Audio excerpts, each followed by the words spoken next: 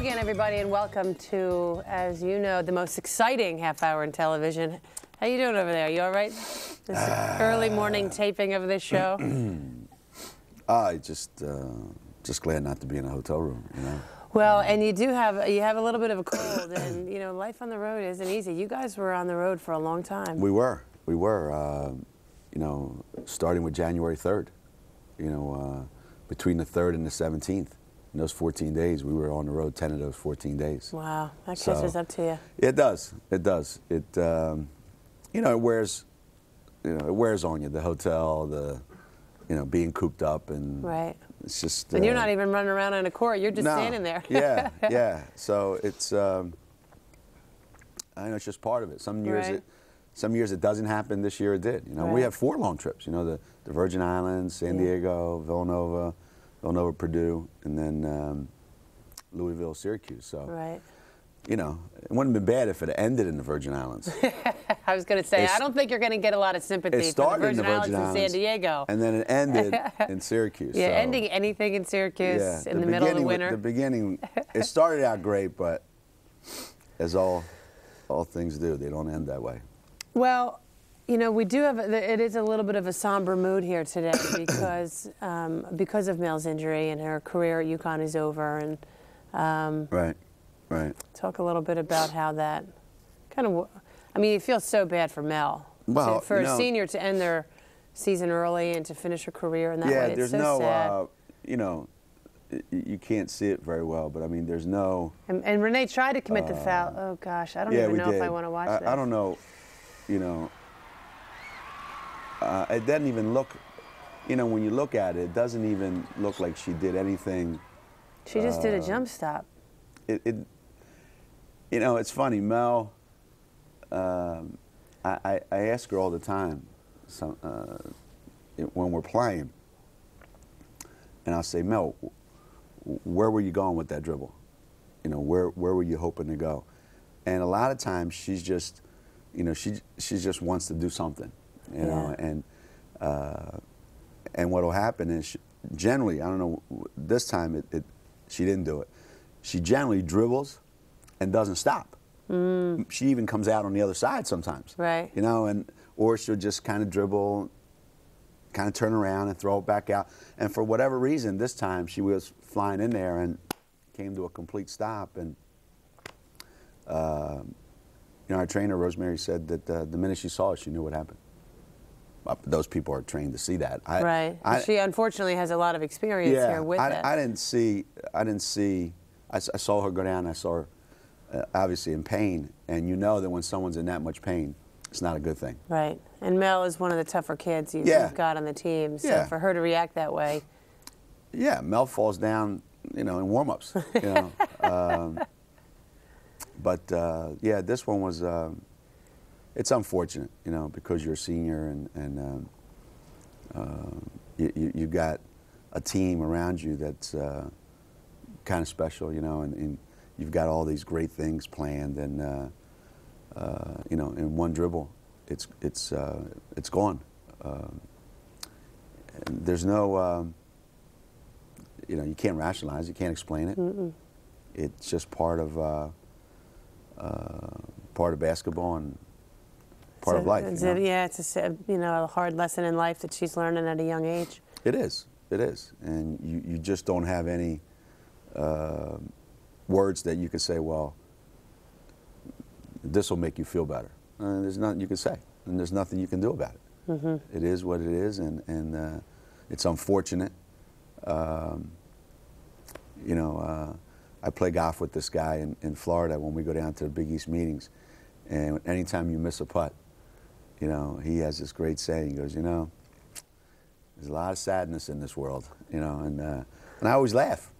And things like this make you realize that that's just one small part of it. There is a lot of sadness in this world. Yeah, there is.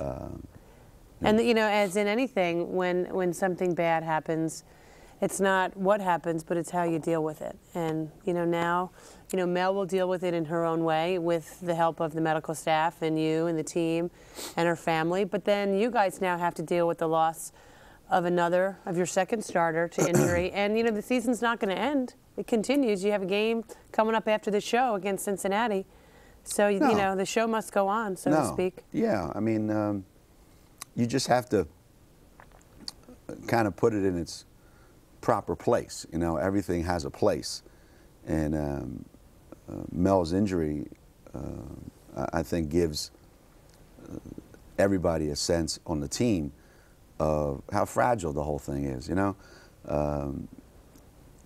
all the talk about who we're going to play in the national championship game, and that's abruptly well, ended. all the things that are going to happen. Wow, this is going to be the greatest team ever. We're going to beat everybody by 40. Nobody can beat you. And all of a sudden you look up and you realize, you shouldn't talk like that. Yeah. You shouldn't talk like that because you don't know what tomorrow is going to bring. The only thing we know is if we're fortunate enough, tomorrow we play Cincinnati. Well, actually, after this game, we play Cincinnati. After the show, right? After the show, rather. We play Cincinnati. And that's all you're entitled to. The expectation of what's to come. But whether or not it does happen, not to get philosophical, but I don't ever think about a month from now or 2 months from now. Well, it is funny because all the writers and the media people have been talking. You guys are winning by so much. Is this the best team ever? You're 30 points better than every team. And I've watched you deal with them, and you have not, not that you would ever engage, because that's suicide, to ever say, oh, yeah, we're 30 points better. That's just insane. But you never really bought into it. I never saw you, even privately, my conversations with you, you never really seemed to buy into that this team is super special or whatever. They're special in their own way, as every team is, but... every team has its own personality, and every team builds the kind of momentum that you hope at the end of the season will take you to the ultimate goal, which is for every team to win the national championship. But you always temper that, and it's funny because when people talk to me about it, I don't answer any questions about it. I don't even discuss it. But at practice, the stuff that I have them do is geared towards 2 months from now. But we don't talk about it, and I refuse to, acknowledge it from other people that this is where you're definitely going. No, I'm just making plans with my team in practice every day for the opportunity, if it comes, that we're prepared for it. Right. I just saw a commercial the other day, and it said opportunity doesn't knock, it just sits and waits for you. And if you're fortunate enough, you get that opportunity. Right. And for Mel, she's not going to get that opportunity. Well, we do have, just to kind of take a big picture look, her season numbers, so what you guys will be missing. That's a solid 10 points a game, a great field goal percentage, certainly your best free throw shooter. She did a lot of good things, and she's not a player who her numbers really jump out at you. Right. Typically, everyone knows there's a three-point threat, but she does. Here are her career numbers. She accomplished some great things when I don't think a lot of people thought she had the talent or this, perhaps the skill levels to do it. And the kid had a heart and a desire to do it. Yeah, it's... Because you've often said, you look at her, she doesn't look like a big time. Her father and I were having this discussion around the holidays. And I said, who'd ever thought, when she was coming out of high school, if somebody would have said, she's going to go to Connecticut and do all the things that she's done, it would have been, and lead the team in minutes played. But I think that's a testament to sometimes your athletic ability is highly overrated. You can win with great talent and great skill, but generally speaking, if you don't have a great heart, it's going to be real difficult to beat people on a consistent basis because they're just going to wear you down. And Mel, more than anything else, has a bigger heart for the game, and she plays with with a little more passion than most kids play with, and doesn't take any days off in practice, doesn't take plays off. You know, she plays hard all the time, and that's allowed her to beat out people that may be even more talented than her from you know, what you would see. And they don't have her heart. They don't have her passion for the game. So now, how do you replace that? You don't. You know, it's like you know, when it happened with Kalena. Like, how do you replace Kalena? You don't. Right. You just go in a different direction. You know, that doesn't mean that you don't have the ability to do the same things. You just have to do them differently now. You know, it's not as simple as your computer blows up and you go buy another one. People aren't replaceable like that. So what we're going to have to do is find out each game, maybe, what combinations work the best that Based game. on the lineup. Yeah. The matchup. Yeah, like I very rarely change our starting lineup. Right. Like when I get set at the end of October, I know pretty much who can do what, and Right. that's where we're going. And this year now, you know, you've been forced to change it. Right. But I don't know that one change solves all the, you know, all the issues. So you might have to zig and zag, and you know, we've got players on our team that were pretty good high school players. You know, whether it's Charday, who was also a pretty good college player at one time, and probably still is. Well, she had two big plays at the end of the game against Syracuse to seal that win. Kylie McLaren, you know, and Lauren Dixon, and Megan Garler, and Tahira, and who knows, you know. Those guys were pretty good high school players. Whether or not any one of them has it in them to, the problem is you need another guard, and none of them are real guards. They're all kind of. What about Lauren? Lauren, yeah, Lauren is. Lauren is. And that's, you know, we're watching the show. You're watching the show right now. And you're going to watch the game after this. So you're going to know now, before anybody else knows it, that. Oh, do I feel a drum roll coming? Is this a big announcement? Should I tell you who's going to start? Sure.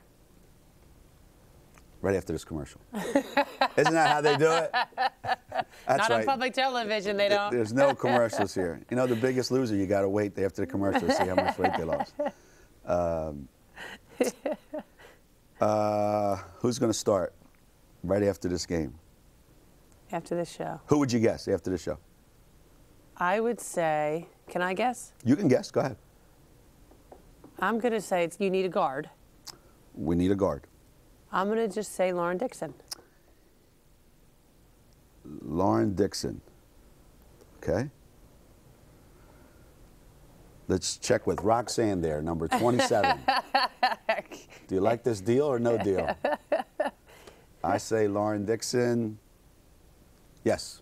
Really? Yeah. How come? You've talked highly of her all year. Well, first of all, she's tremendously talented. That's number one. So you want somebody in there that can, you know, you're looking forward. You know, Monday night we play a really good team. So you want somebody that is talented enough to handle what's coming down the road. And she certainly has the talent to handle it. Number two, Keisha Soigné can't start. Yeah, she didn't look comfortable against Syracuse. Not that it would be impossible, but if Keisha Soigné could start and wanted to start, and that was a burning desire for her, she'd be starting already.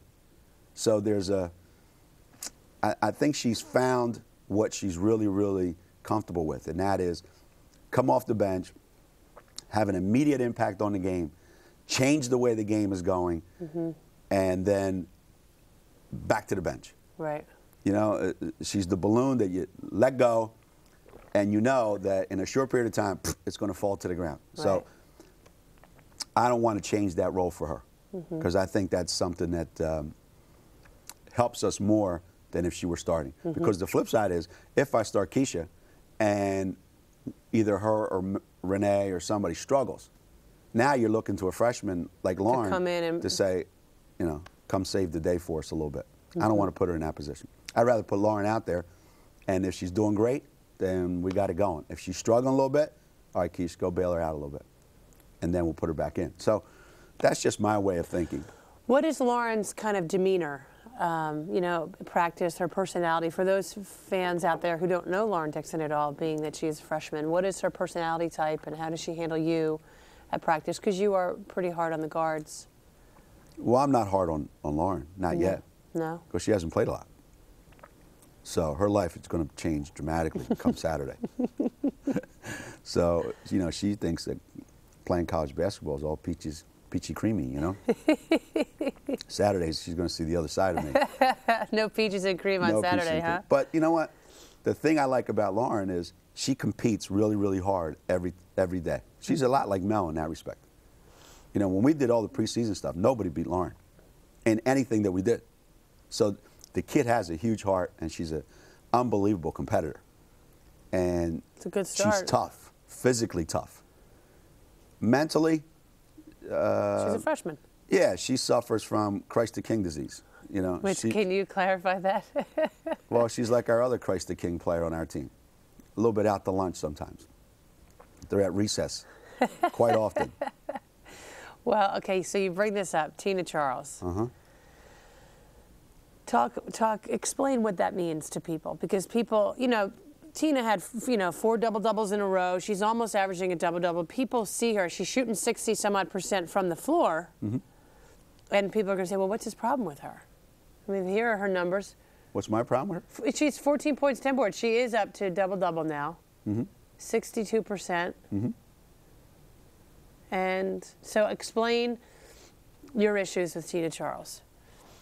My issues with Tina Charles? My issues with Tina Charles don't have anything to do with the blocks. I mean, I'm sorry, with the numbers. Right. How many games did we play? 17? 16. 16? We're 16-0. Just for instance, she has 25 blocks. That's not even 2 a game. Okay. And we don't exactly play against, you know, Kareem and Shaq.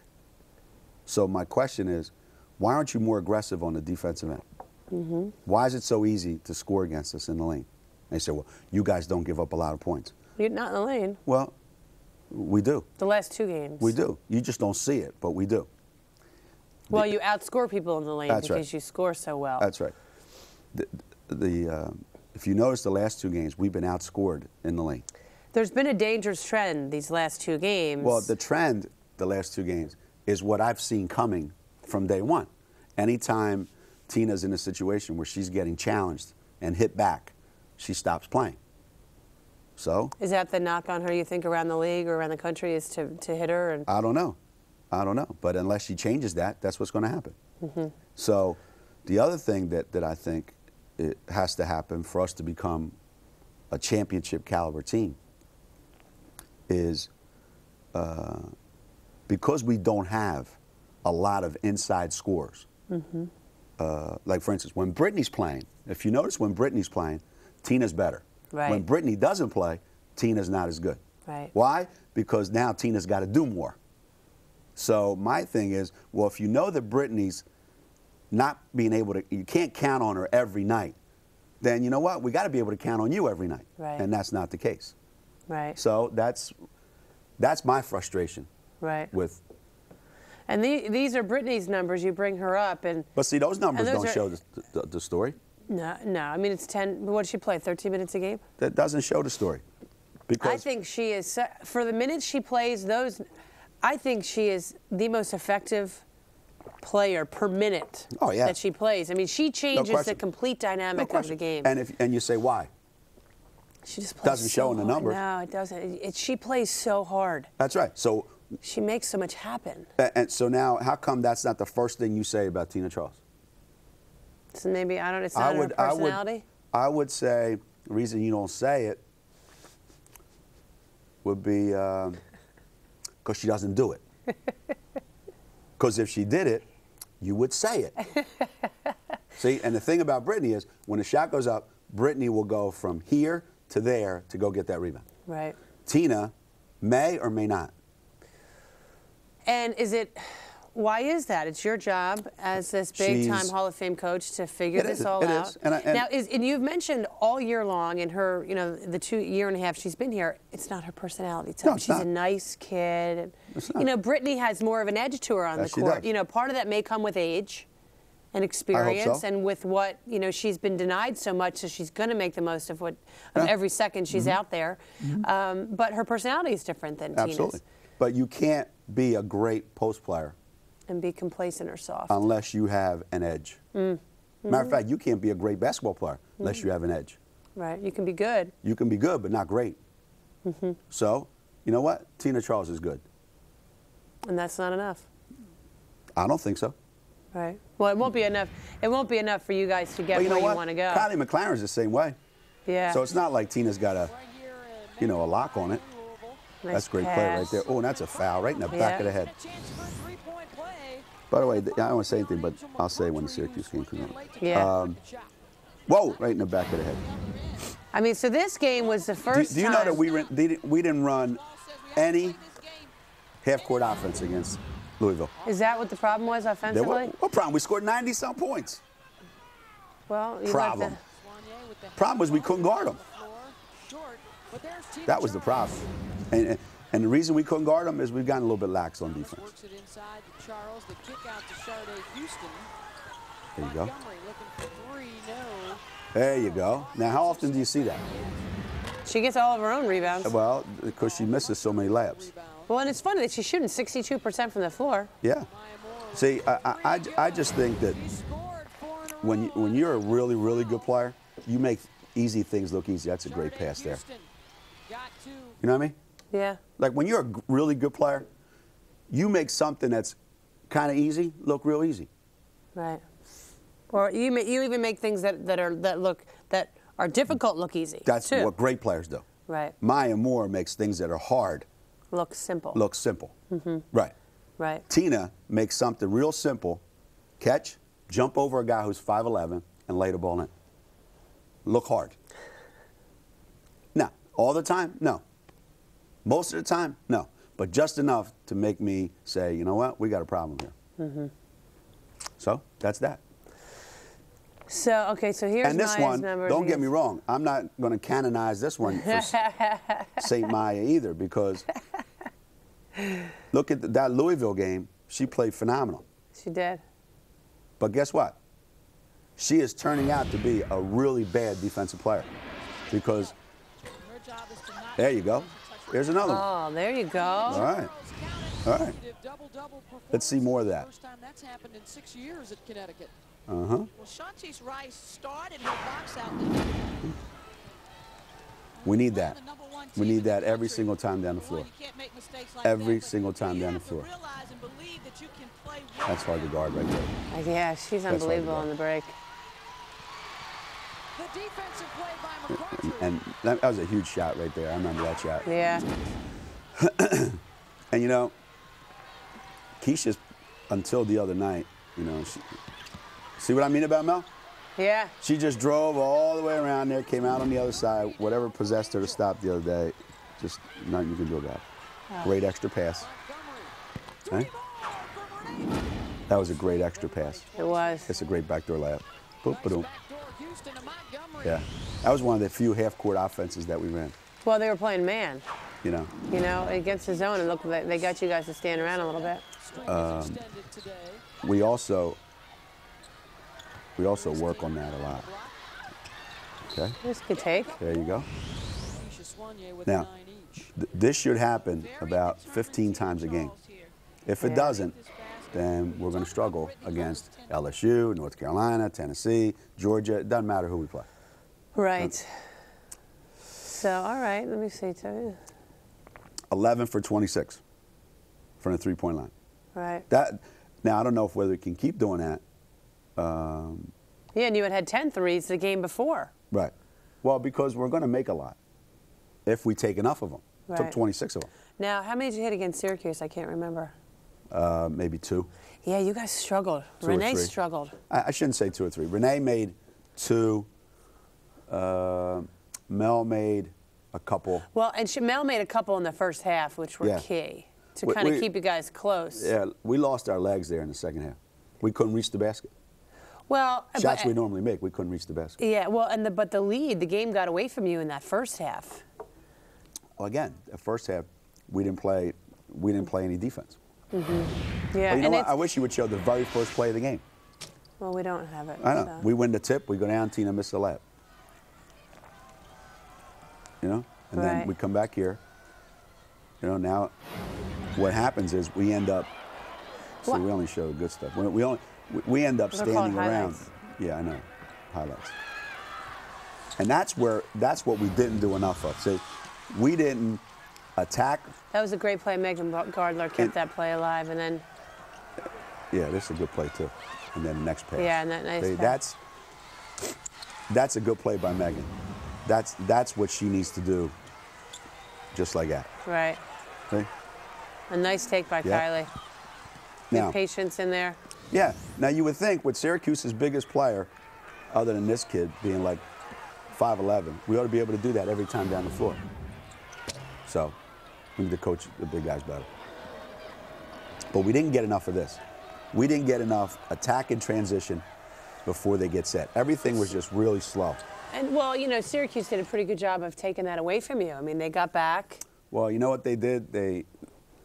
Our big guys would rebound the ball, and Syracuse got in there because they're smaller than us, and was getting a piece of the ball. So it kind of disrupted. So they would pressure the outlet guy? Yeah. It disrupted a little bit of what we were trying to do. Slow down your break. Yeah. And that. Plus, as I said before, we were slow.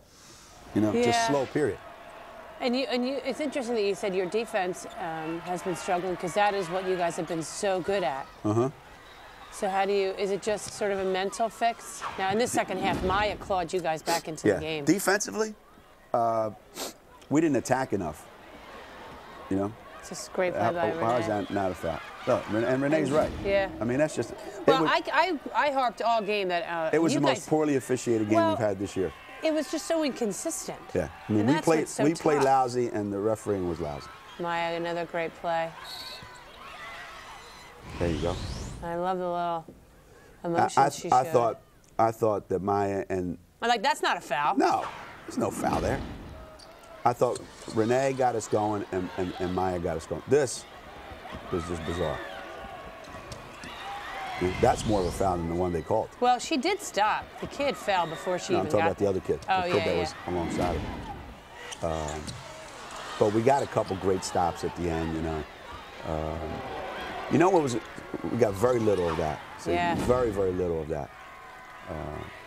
A nice play there. It's a great screen by Mel. I'll tell you, that's one thing we're going to miss. Exactly what I'm thinking. We're going to miss the screens by Mel because she was a terrific screener. Really good. And this was a big shot right here.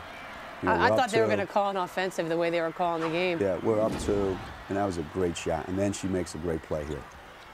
You know? That was, Sade really. And she wasn't feeling well the whole game. I read that in the paper. Yeah, she wasn't feeling well. She had. Does she have this cold that you've been struggling with?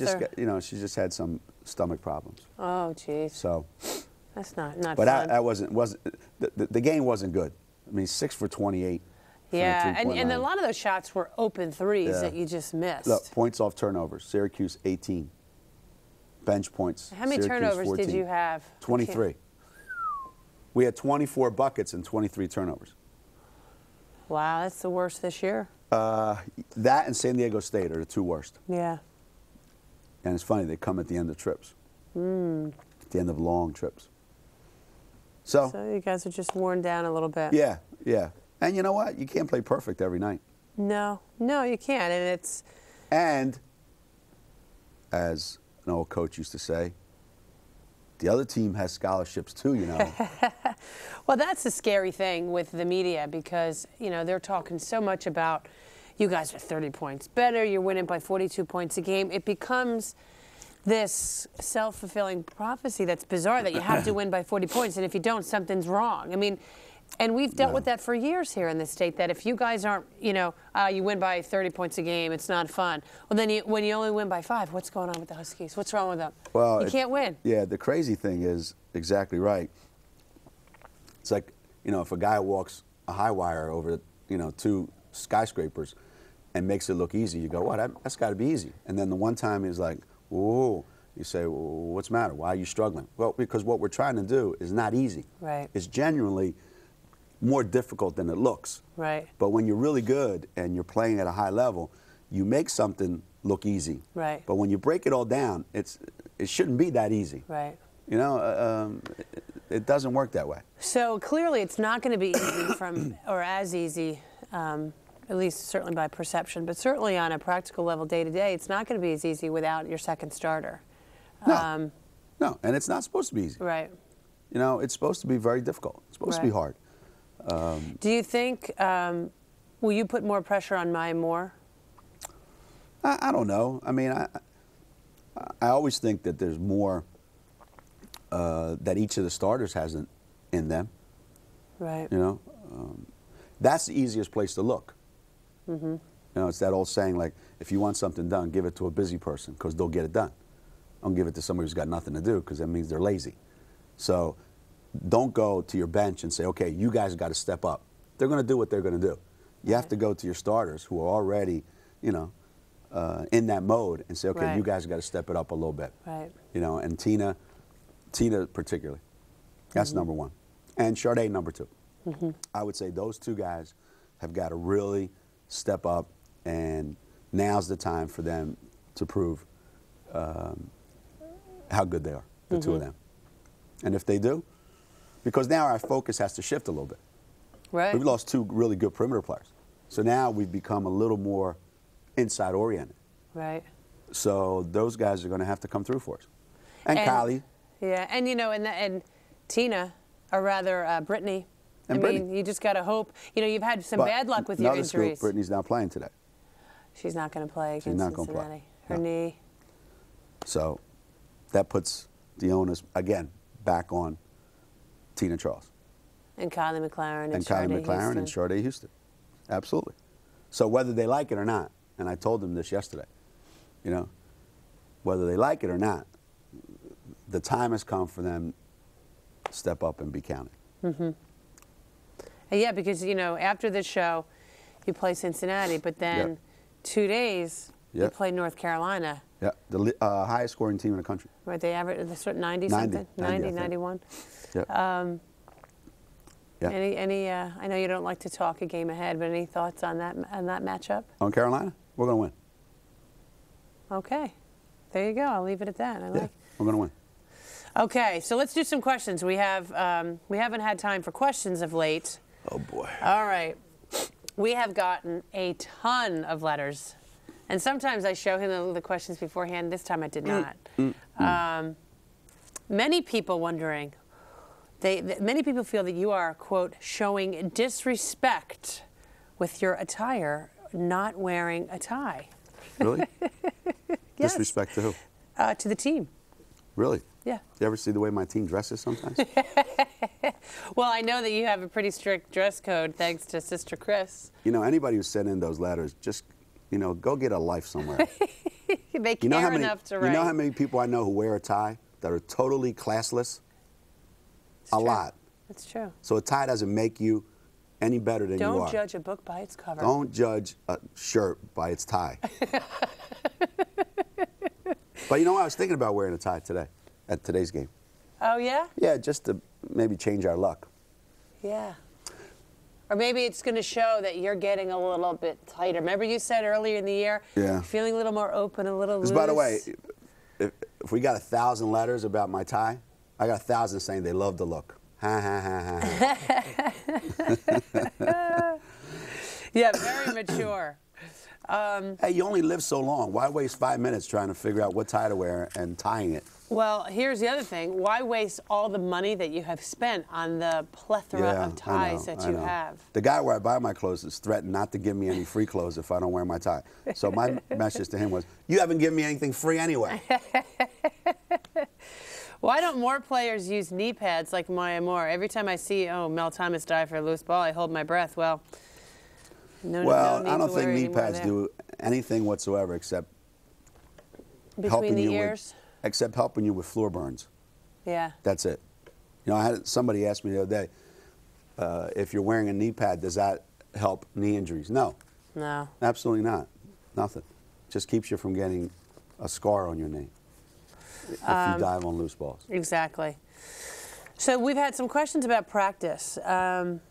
You've talked, and I know your practices are very difficult, and you challenge your kids. And what can you tell the folks kind of, and how it changes throughout the course of the season? What you do in practice, some of the drills that you run, and what you do to get the kids ready. I think we do the same thing that most coaches do. You try to vary it up a little bit, and obviously the practices in October are different than the practices in January. You would spend, how different are they? well, you would spend a lot more time on the putting things in, so to speak. So you have to show every day, this is how we're going to do this. This is how we're going to handle this. You know, this is how we pass into the post. This is how we guard this screen. You know, this is how we set this screen. This is how we make this cut. You know? And you do that all of October and most of November. And then as the season goes on, it's much, much more team and game specific. Right, more specialized. You know, so if you're playing Cincinnati, you're going to spend a little bit of time, a little more time on practice working on things that are applicable to today's game. And Sunday, you'll spend a little more time on North Carolina. And you hope that in October, November, you've covered those things. But for us, we don't stop covering those things till the end of the season. We'll do the same thing. Some of the drills that we do in October, we'll still do them in March. Because they're, you know, whether it's a ball handling drill, a passing drill, a shooting drill, a defensive drill. Well, there's some things you just do all year long. Do you talk to other coaches now? You know, I read in the paper how after the Louisville game, you guys stayed and practiced there, and that the Louisville coach asked you if he could come to practice, but then he also brought his team, and they came and watched. Yeah, I've never heard of that, but it's funny, and I wasn't surprised that it was a male coach that did this, because female coaches in generally, women's coaches in the game, don't share like that. Now, men's coaches, I know that you've talked to a lot of your male counterparts, and there's always sharing of ideas. Well, you know, he's this is his first year at Louisville, and he's trying to instill in them a certain, you know, work ethic and style of play, whatever. And he thought it would be good for them to see some of the things that we do that may be beneficial to them. So, you know, did he say so afterwards? If it was, you know, I think they got something out of it. I don't know that they wanted to sit there the first thing in the morning after losing by 20 to watch us practice, but. You know, the one thing we don't get a chance to do, to be honest with you, we don't get a chance to go watch other people practice once the season starts. I'd like to do that sometime. You'd be surprised what you pick up. Okay, let's just say for an example, where would be, if you could pick a place right now to go watch them practice, who would it be? On the women's side? Or men's side, whatever. Well, there's a lot of guys on the men's side that I would go watch practice. On the women's side, you know, I don't know that there's anybody that I'd be dying to go see. But I bet you no matter who I would go see, there'd be at least one thing that I would take out of there and would say, you know, I think that could help us. Because I've done that in the past. And I've done that at just about every level. I've said this before on this show probably. I took a little bit of a zone offense thing from Wyndham High School girls when my daughter was playing in Manchester. I watched and I went, wait a minute. I think that, yeah. And I went back, you know, I tinkered with it a little bit. And believe it or not, you know, Sue, Shea, Svet, and those guys, we did some of that stuff. Did you ever tell the Wyndham coach that you took their stuff? Hell no, I'm not going to tell him that. No. Well, you bring up some of those former players. We have a question here. How Maya Moore reminds you most of Svetlana Abrasimova? Yeah. Certainly there are differences. Now, yeah, and it says here, you famously jousted with the headstrong native of St. Petersburg, especially during her early years here. Describe any other ways Moore stands apart from Sveta. So do both, similarities and differences. Yeah, they're so much alike. They're both great, great students, number one. They're bright as can be, incredibly smart on and off the court. And headstrong, both of them. Maya, being much more respectful of her elders, doesn't show it as much, whereas Svetlana, you know. So you're trying to say that Sveta was disrespectful? No. I didn't say that. So the similarities, there's very few differences between them. Very few. The way they play is identical. Maya's a better shooter right now than Sveta ever was. But in everything else, they're probably identical. Really? Identical. And how hard they go rebound, how they're trying to score every time down the floor, how they have a habit of taking over games when you really need them to, making a big play that has to be made. A little stubborn. Yeah. You know. One thing they also have in common, like when you used to talk to Sveta would either give you a nod, like, yeah, but you're not quite sure whether she means it, or she would give you an answer as to why you are a dummy and she's smart. Maya's got a little bit of that in her. Like when you talk to her, she gives you a 3-paragraph dissertation on why she did what she just did. And then you look at her and you go, she didn't just say that. And then other times she looks at you and gives you like a nod. Like, look, I don't have time to tell you that I'm a lot smarter than you are. So you just kind of let it go. But they're very similar. Very, very, very similar. Another question from Ann. She asks, the play calling, this year, you know, or in the past, it seems that Renee, let's say, as a point guard, would, you know, put up something, you know, some sort of signal. Doesn't seem to be happening as much this year. Right. Are we not? What's the deal with that? Because we're scoring more in transition, where you don't really have to call anything. For a while there in the past, we've had to walk the ball up the floor and actually, you know, attack their defense with a set play. Because we're a little quicker this year, we're a little smarter, a little more experienced. They've been together a little bit longer. Yeah, this whole starting five was back. Yeah. There's a much quicker recognition of what we're doing. And you have like a secondary break. I mean, do you have? So when you run the break, you have options off of that, right? That the kids work on, and so. Yeah, you don't see it. Right. But if the other team misses a shot, and we rebound it, and we throw an outlet pass to Renee, let's just say, and everybody's running up the floor.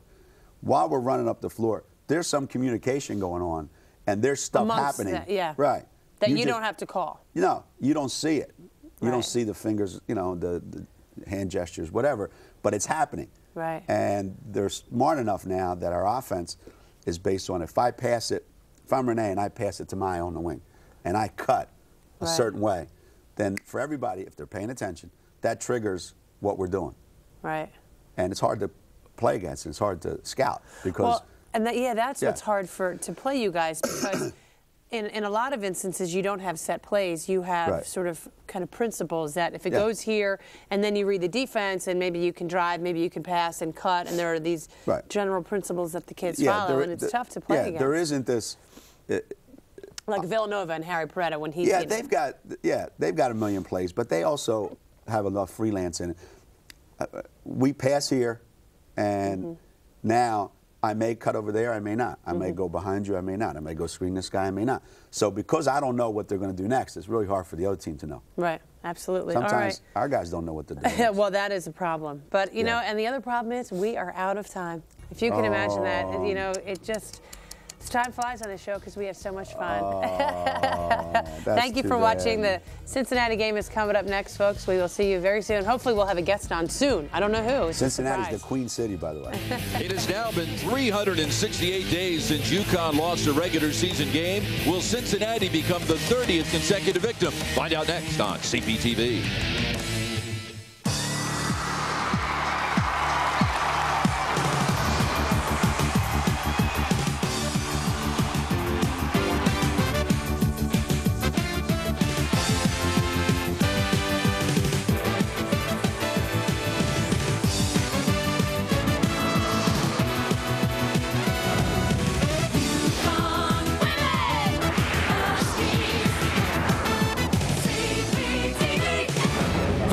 In 2008, the #1 ranked team in the country has come downtown.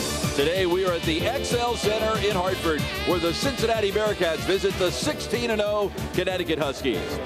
And a very pleasant good afternoon, everyone. I'm Bob Picozzi, along with Megan Kumo. Thanks so much for joining us for this Saturday matinee. It has happened again.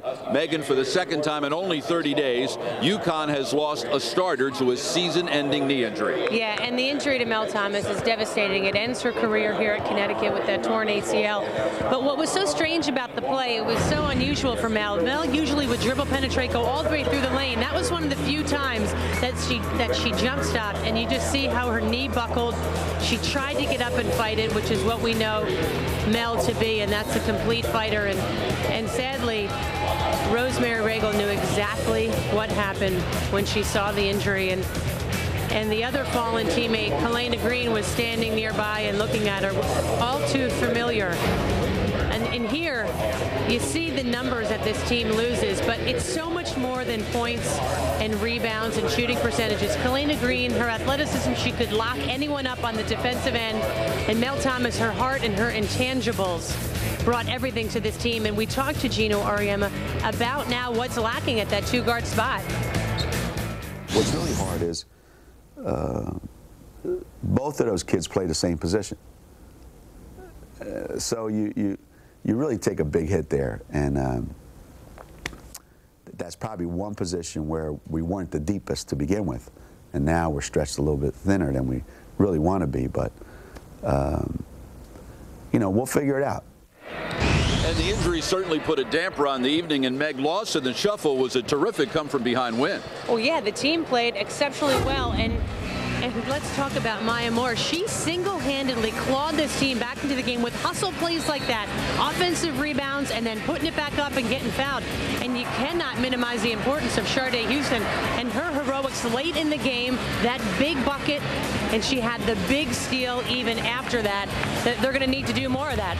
This will be the first of 3 straight games against top-ranked opponents for Cincinnati. Will the Huskies be able to stop Kayla Roundabush? She's the 8th leading scorer in the Big East. Bob Picozzi and Megan Kumo back at the XL Center, all set for only the 3rd meeting between UConn and Cincinnati. Let's check the starting lineups first for the visiting Bearcats. Jill Stevens is one of only 4 players in the Big East who is averaging a double-double. She scores 14 points per game, and she's the 3rd leading rebounder in the Big East, getting 10 boards per game. And for UConn, with the injury to Mel Thomas, freshman Lauren Dixon gets her first career start. And Renee Montgomery will move from the point guard spot to the 2-guard spot in a revamped UConn lineup. Jay Kelly Hall is in his first season as the coach at Cincinnati. He spent the 5 previous years as the head coach at Louisiana Lafayette.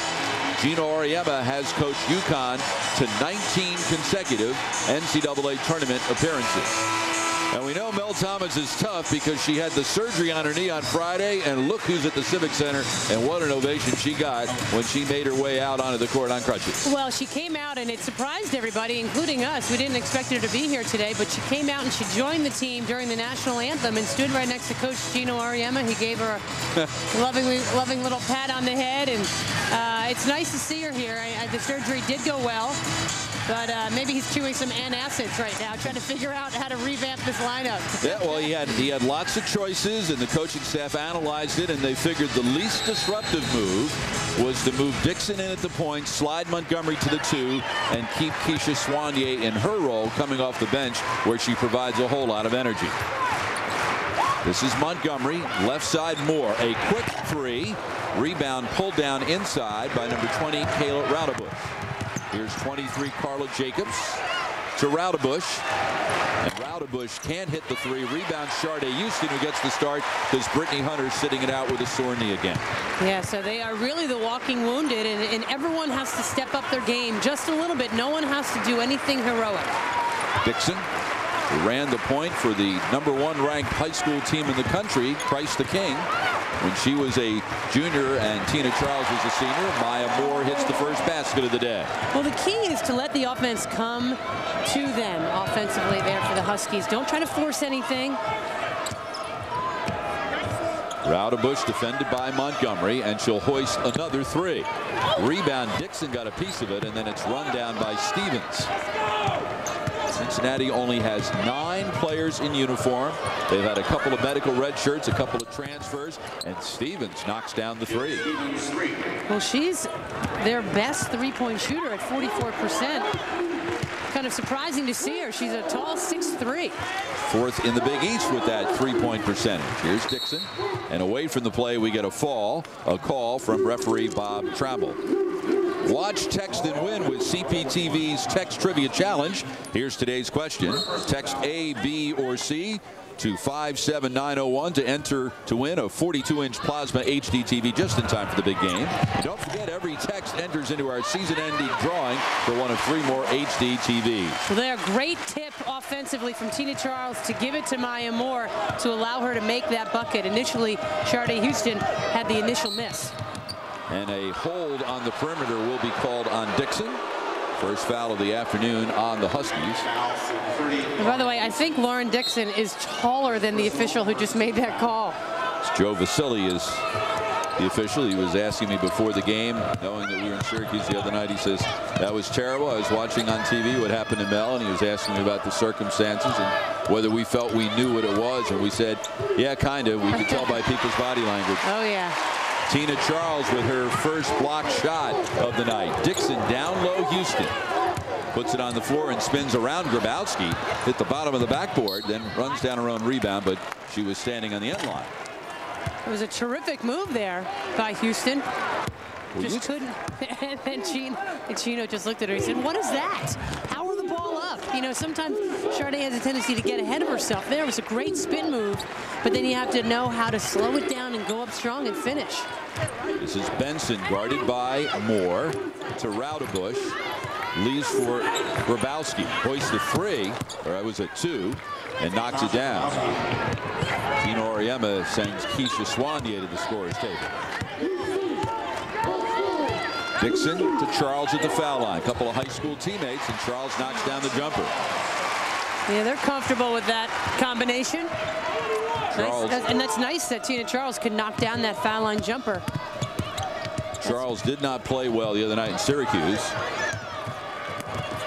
Down low, Grabowski, and Houston comes away with a steal, but Benson took it right back, and Stevens knocks down the jumper. Well, this kid, Jill Stevens, can really score. She, as you indicated before, is one of only 4 players in the Big East with averaging a double-double. Moore, quick catch and spin in the lane. She's already got 6 points in the first 3 minutes and 20 seconds. And it was a terrific pass in the lane, too, from Houston. Here's Carla Jacobs. She's 5th in the Big East in assists. Charles jumps out on the double team. Now Grabowski, left side, Raudebush gets a step, shoots over Charles, who then follows it up for the rebound. Here's Dixon. Keisha Swandier can take a nap over there. She's been sitting waiting to go in the game for about 2 minutes. Montgomery for 3. That really helps when, in that situation, Renee Montgomery knocks down the initial 3 she takes. She struggled from long range against Syracuse, and especially without Thomas, they need someone to take up the slack outside. 2 for 12 from beyond the arc the other night at the Carrier Dome. Cross court, Maya Moore gets in the passing lane. Great anticipation. Takes it to the middle, and we'll draw the foul when we come back from our first media timeout. UConn has won 11 straight regular season home games against Big East opponents. They're out to a 4-point lead. Time for the big game. And don't forget, every text enters you into our season-ending drawing for one of 3 more HD TVs. Good luck. And you might want to sit and think over that one. It might not be as obvious as you think. 3 outstanding choices for that one. Questions getting a little harder. Well, yeah, the other questions were not quite as challenging. Eggs, to put it mildly. That one got a little trick to it. I like it. Maya Moore at the free throw line. She had an interesting evening on Tuesday in Syracuse. Well, what I love about the way Maya played, she single-handedly, just through hustle, clawed this team back into the game. Offensive rebounds, putbacks. She struggled early. She scored all 13 points in the second half. And that, that just shows great maturity from a freshman who is playing wise beyond her years. Soignier, by the way, went in the game not for Dixon but for Houston. So the Huskies now playing with 3 guards. Raudebusch knocks down a 3. She is 6th in the Big East in that category. Well, this kid, you want to talk about being able to shoot. She's got a great stroke, big, strong body. She's the only Bearcat who scored more than 5 points in a lopsided loss on Tuesday at Louisville. She scored 14. Down low, Charles double team, missed with the left hand, rebound, Grabowski. Kelly Hall told me Raudebusch is a typical Indiana kid. Hard-nosed, gritty, tough, very high basketball IQ. Jacobs looked like that one was deflected as she went to the goal. Dixon explodes in the forecourt, puts on the brakes. Nice, such a heads-up play there by Lauren Dixon, feeling the defender coming along her right side on that break, dribbled it with her left hand, and then jump stopped and kissed it in nicely. Of course, this is an interesting test for Dixon because Monday night UConn plays 3rd-ranked North Carolina at Gamble. Another turnover for the Bearcats. And that stuff is more for the media and everyone outside to talk about. She's gonna, she has to look at it as another game, and as do her teammates, and her coaches do a great job of preparing them for every opponent. And we also want to tell folks there are less than 900 tickets remaining for that big showdown between number 1 and number 3 Monday night at Gamble. Go to UConnHuskies.com. The game is at 7. Moore fought for the offensive rebound, taken away by Benson. Here's a 2-on-1. No, it isn't. Soignier with the steal and the feed to Moore. That's where Keisha Soignier, that's where she's at her best. And coming in off the bench, she can change the complexion of the game. And there, the great anticipation, stealing that ball. And that's where Soignier is just so good. She sees things happening. Nice bodies on the floor hustling there. The anticipation stepping in, and then knowing Maya Moore is there, the nice bounce pass. See, that's where the quickness plays a big part, and it's always nice when you got someone like Maya Moore to finish. Gino Auriemma, and talking about just how they would handle the season-ending loss, the injury to Mel Thomas. One of the moves could have been to slide Keisha Soignier into the starting lineup, and he said, when I was a kid, when our shortstop would break his leg, the tendency would be to move the second baseman to shortstop because he's the best athlete in the team. You know all that did? It just screwed us up at 2 positions. Yeah. His own inimitable way of explaining that. Exactly. That by starting Keisha Soignier, then you don't have Keisha Soignier coming off the bench. And she's more comfortable coming off the bench. Soignier feels better coming in, and this way, if Lauren Dixon is struggling, she can be replaced. But if you bring a freshman in off the bench, that's not going to change the game as much as Keisha Soignier will. Stevens with the miss. Houston back in the lineup for the Huskies, giving Dixon a rest. Moore for 3. Moore's already got 13 points in the first 6.5 minutes. And what I love about that, the quiet, understated Moore clenched her fist and said yes to herself as she's running back. That's a lot of emotion for that kid to show, and that just means she's really fired up. Another 3 for Stevens. She's getting a lot of looks, follows up her own miss, puts it up with the right hand. Rebound batted around by Charles to Houston. Here's Soignier, has Montgomery to the right, instead finds Houston, ball fake, jumper. Nice patience there with the pump fake and the one dribble. And see, in the past, Sade would turn that over because she was moving a little bit too quickly, often got called for the walk. Better patience in that situation. 12-point UConn lead, 7 minutes gone by. Right side jumper, Raudebusch. Boy, Cincinnati is just settling for the perimeter jumper. Well, but that being said, they're doing a good job of getting shots they want. Montgomery on a kick. It will remain UConn's ball with 23 left on the shot clock. And Amy Odigay, number 14, checking to the lineup for the Bearcats. And Dixon back in to give Soignier a rest.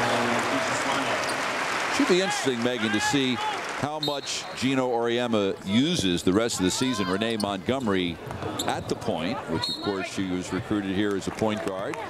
But with Dixon playing more minutes and Soignier undoubtedly getting more minutes because of the injuries to Thomas and Green, you have 3 of them, but Montgomery really the only one of the 3 who could play the 2. Right, and and they can mix it up a little bit when they're both both out there and be kind of interchangeable. But, you know, Renee, you know, she'll do whatever her team needs her to do. Pull-up jumper.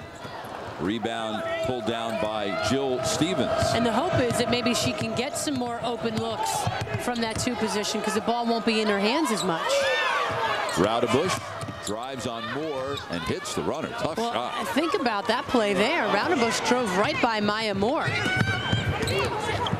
That tells you how good Raudebusch is, and that time Moore not getting there defensively. Raudebusch was named to the Big East Weekly Honor Roll on Monday of this week. Nice feed in the lane. Dixon to Charles. Rebound eventually pulled down by Jacobs. Trying to get something in transition. Up top, Stevens to Benson on the wing. And a bumping foul will be called on Moore, her first and number 2 on the team.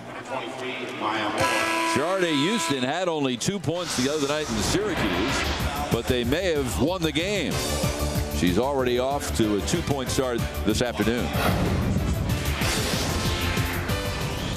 Maya Moore off to a terrific start and showing why she was the choice as the Big East preseason freshman of the year. Well, you know, she had started the game so well, hitting 5 of 6 shots here early, and she's done it in such a variety of ways there, showing her prowess on the defensive end as well, and she runs the floor as well as anybody. I mean, how about that? We got layups, we got 3-pointers, we got 2-pointers, we got blocks on the defensive end. The kid is so well-rounded.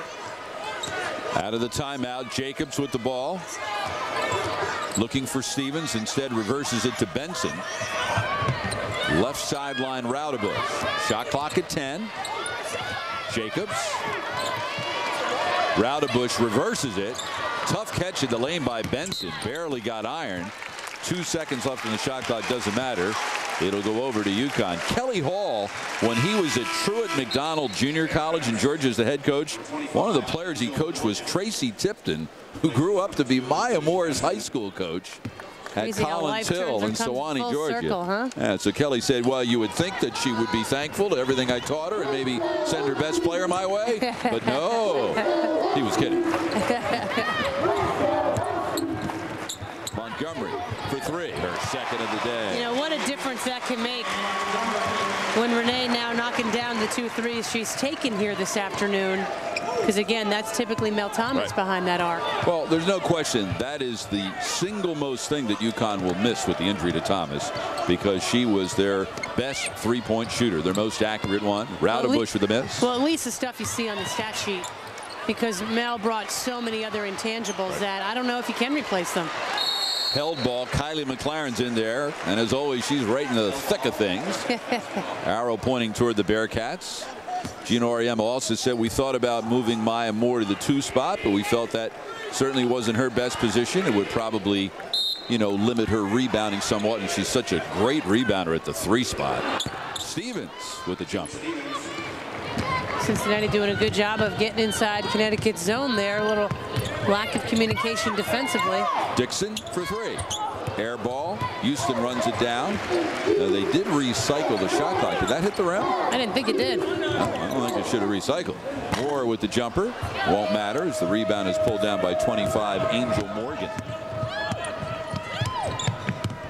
Morgan up top, Stevens. Stevens, by the way, has played the full 40 8 times. She's like an iron woman. Yeah, well, they only have 9 players.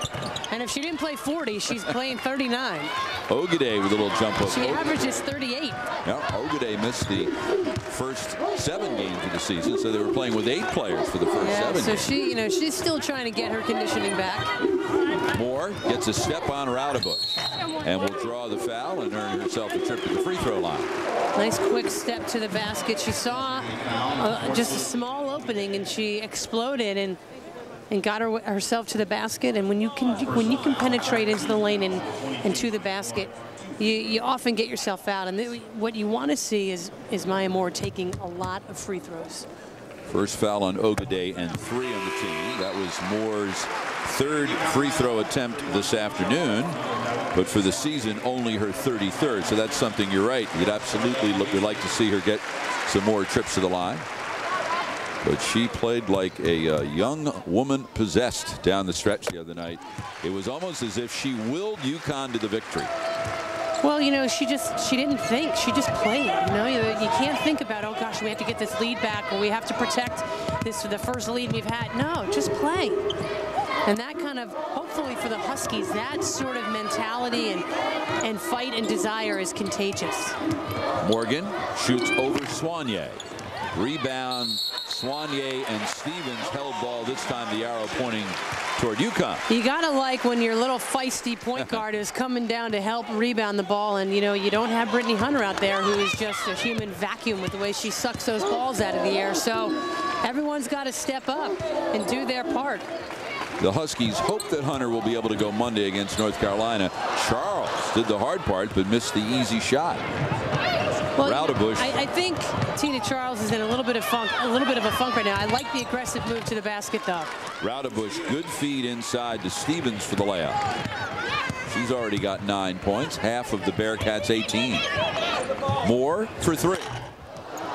Rebound knocked around, and Ogade comes away with it. For Tina Oriema, you've got to leave Tina Charles in there, and she's got to figure herself out of this funk. She's got to do it because they don't have a lot of options on that bench. They're pretty thin inside.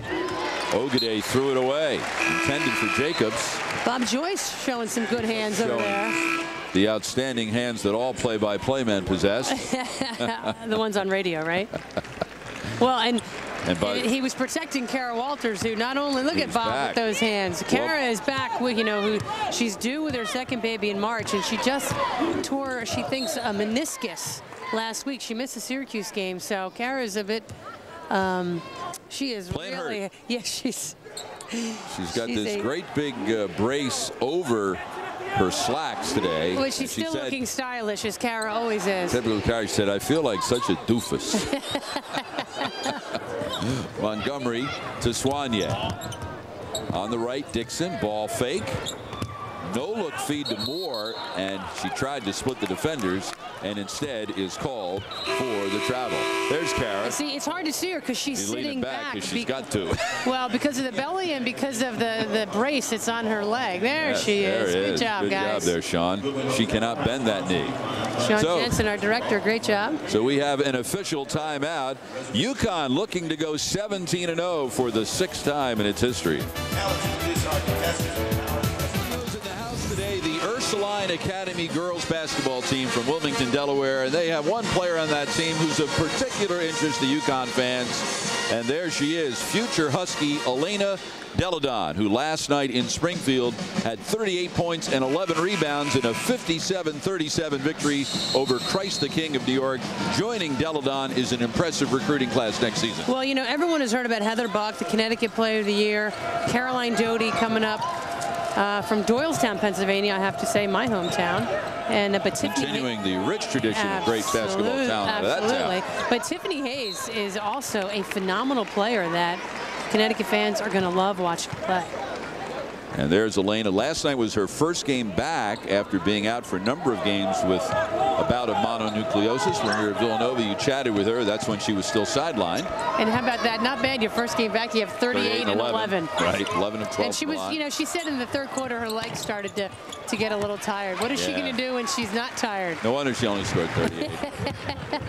And a good crowd, about 2,400 people in Springfield, most of them UConn women's basketball fans. Montgomery with her third 3 of the afternoon. Well, again, moving Renee over to that 2-guard spot allows her to shoot the ball and get more looks because she's not handling it as much. And she's a good shooter. That's going to be good. That's going to be a great move for the Huskies. Benson, baseline, nice move. That was a great take by Benson. Huskies just did not slide over defensively to stop the ball. Benson, a freshman out of Akron, was her senior class president last year at Archbishop Hoban High School. Houston from the foul line. Moore bats the rebound up in the air, keeps it alive, and her teammate Montgomery comes away with it. So those little plays make the biggest difference. Maya Moore kept that possession alive. Dixon with the runner. Moore with the rebound. Shot clock didn't recycle. 15 to shoot. Montgomery to Dixon. Huskies playing with 3 diminutive guards plus Houston and Moore. Montgomery for 3, her 4th.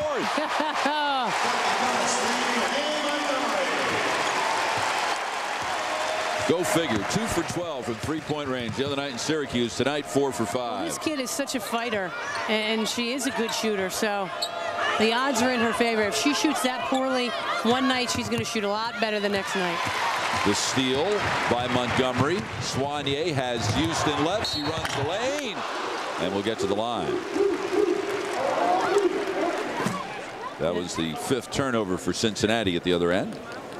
Soignier did a nice job of not turning that ball over, weaving through a lot of traffic to get it to Houston, who I think knew she was going to get fouled, but she looked tired going up. She just sort of laid it up there. You know, go up there with a purpose, make the shot, and come away with 3.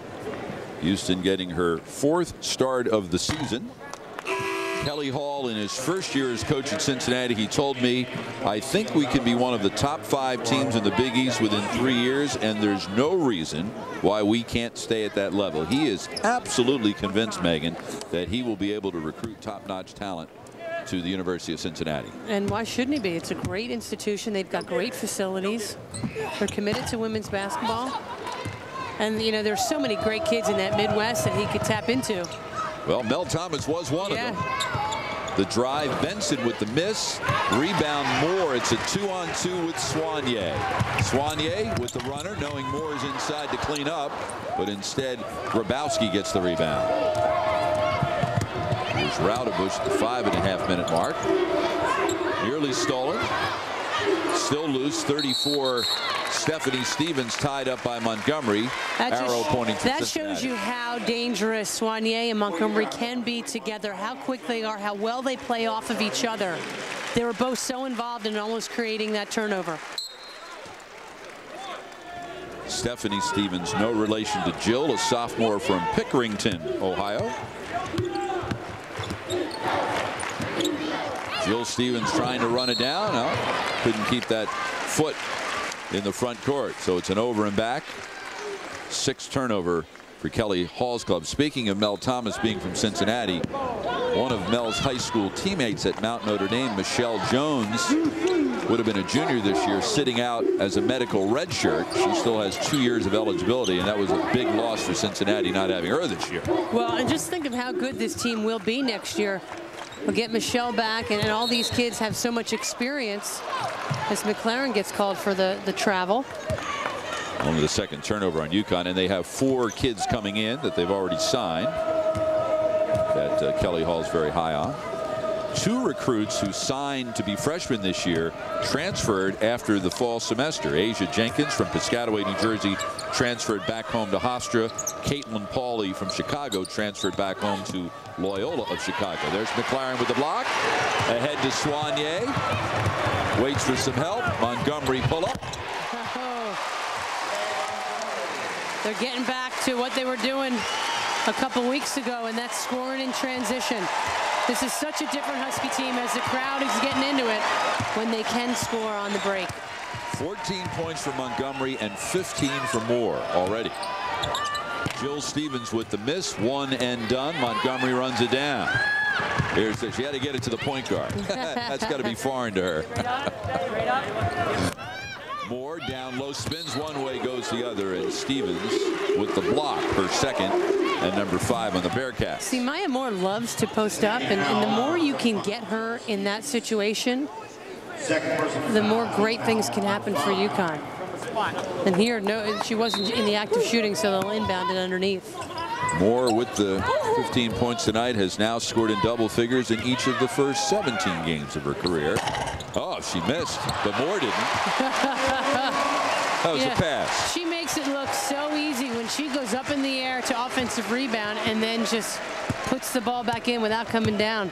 Cincinnati's got 20. Moore has 17 herself. McLaren called for the foul in the lane, her first, and number 3 on the break. And Renee Montgomery is a preseason nominee for all the National Player of the Year awards. Off to a great start today. Maybe Gino Auriemma will contribute far from his personal fleet. I wouldn't mind if you contributed one to me. I'm a charity case. Well, and you know that going to break there, you heard the crowd booing. Gino was going off on one of the officials, on Rita Roach, because the foul on Kylie McLaren he thought was an absurd call, and I have to agree with him. She was standing there bodied up. There's Rita. And he gave her an earful, and the crowd was booing her, and all of it doesn't matter because Cincinnati gets 2 free throws, and away we go. Gino's club, the only undefeated team in the country. The last team to beat UConn in the regular season, North Carolina, and the Huskies play the Tar Heels. #1 versus #3, Monday, 7 o'clock at Gamble. It will be nationally televised on ESPN2. Nice feed, Dixon to McLaren. Great pass. Well, and hey, about that game, there are less than 900 tickets remaining. So, folks, go to UConnHuskies.com. Get some tickets. Raudebush reverses it to Stephanie Stevens. Rebound to the smallest player on the court, Dixon. Reverses it to Montgomery. Ball fake, pull up 2. Rebound kept alive by McLaren. But then Soignier wanted to go inside to Moore, but Moore wasn't looking for it. Carolina and UConn, a stats comparison. Look at the points that Carolina scores. Yeah, they lead the nation. So the Huskies, you know, they lead the country with opponents' points per game. So what a phenomenal offensive defensive matchup that will be. Carolina leads the country in steals, and that will be a big test for Lauren Dixon and her teammates to not turn the ball over. Rebound UConn. Here's Soignier with the drive. Wanted to leave it, but I think that exit pass was deflected. Only the 4th turnover for UConn. Carolina, traditionally, the last several years, has been a team with tremendous athleticism and quickness.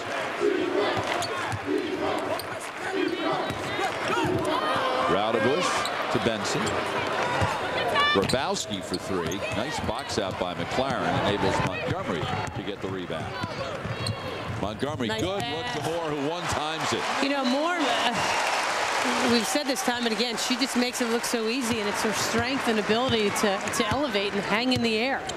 What would you say is a good assist-to-field goal ratio, Megan? I'm sure the Huskies have it. How about 13 assists on 16 field goals today? That's ridiculous.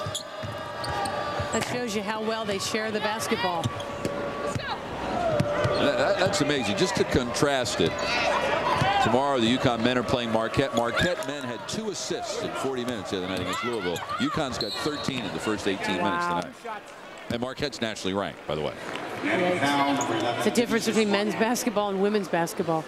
Well, that would be the extreme, only 2 assists in a 40-minute game. But the other extreme is 13 assists on 16 field goals. Now, who was this foul called on? I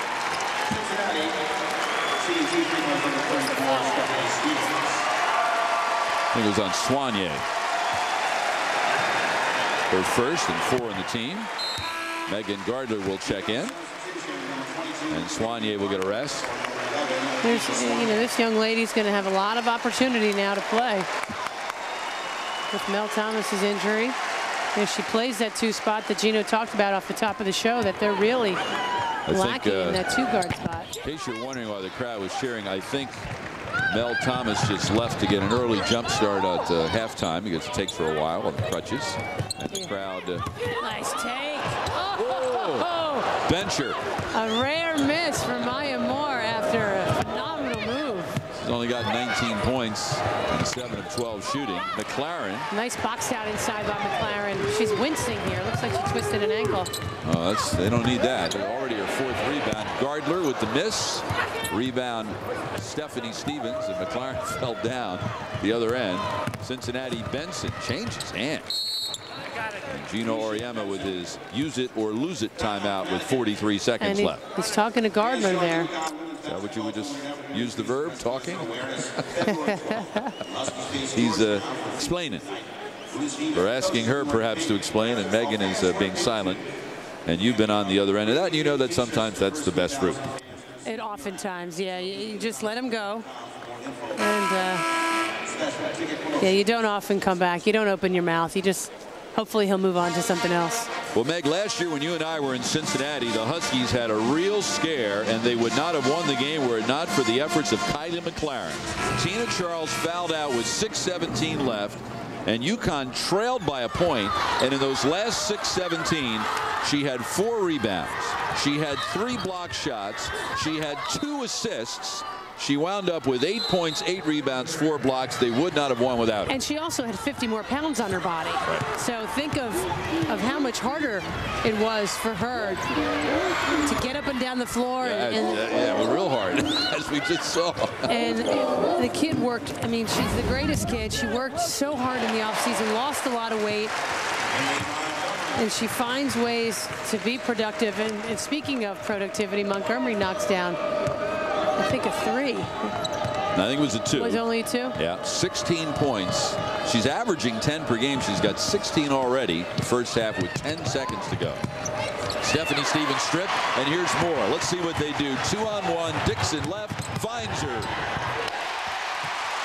She can do it all. As advertised, Maya Moore. All she did in the first half was score 19 points, pull down 8 rebounds, and assist on 3 other baskets. Her sidekick, Renee Montgomery, had 16. Between the 2 of them, Meg, they outscored Cincinnati by 10, just those 2. Yeah, they're doing pretty well right now without Mel Thomas. Everyone's stepping up a little bit. They've all got to do a little bit more to try to make up for what Mel brought to this team. The 4th steal of the first half results in the 18th field goal. It's UConn by 20 at the half.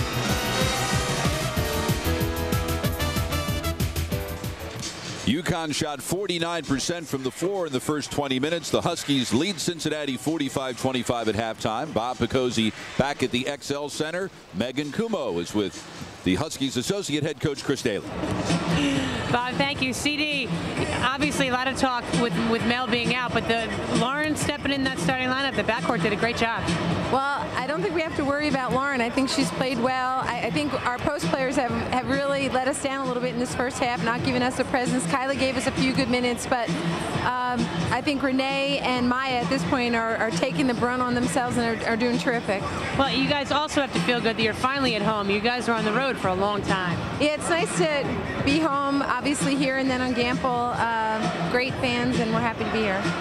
All right, that was a very bland answer. It was pathetic. Sorry, I gotta go. Okay, bye. Back to you, Bob. All right, thank you very much, Chris. Lauren Dixon with a spectacular first half in her first career start. 5 assists, no turnovers. She played 19 minutes, also scored 4 points. That's exactly what they want out of her. Assists and no turnovers. Let's take a look at the first half highlights. It was basically a 2-person team for Cincinnati. Jill Stevens had 9 points, knocks down that 3. Kayla Raudebush had 5, but was only 2 for 8 from the floor, 1 for 6 from 3-point range. For UConn, Keisha Soignier with the steal, and she sets up Maya Moore, who had 19 points in 20 minutes in the first half. And remember, she missed a couple shots, too. And Renee Montgomery had 16 points. She played 20 minutes. She was 4 for 6 from 3-point range.